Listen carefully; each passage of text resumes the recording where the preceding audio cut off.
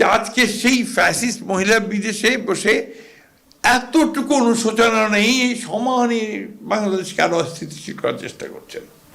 আমাদের মায়ের ডাকের যারা বাচ্চারা আছে অনেক বড় হয়ে গেছে,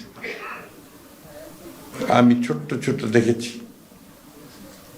ছোটটা যখন আপনার এখানে দাঁড়িয়ে থাকতো, বিশ্রাম পেত না, চেয়ারের উপর দাঁড় করিয়ে দিতাম আমরা, ওখান থেকে সে বলতো আমি আমার বাবার হাত ধরে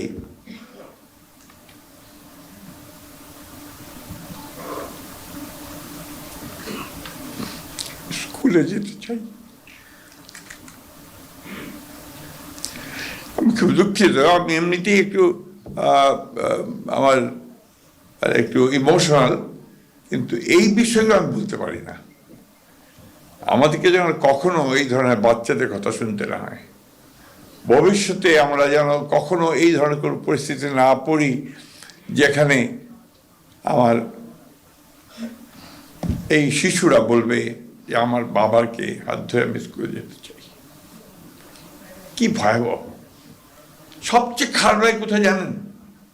যে আজকে সেই ফ্যাসিস্ট মহিলা বিদেশে বসে এতটুকু অনুশোচনা নেই, সমানই বাংলাদেশকে আরো অস্থিতিশীল করার চেষ্টা করছেন, যেটাকে আমি মনে করি যে একটা ক্রিমিনাল অফেন্স, যেটা মানবতার বিরুদ্ধে একটা অফেন্স। এই জিনিসগুলো থেকে যেন আমরা বেরিয়ে আসতে পারি।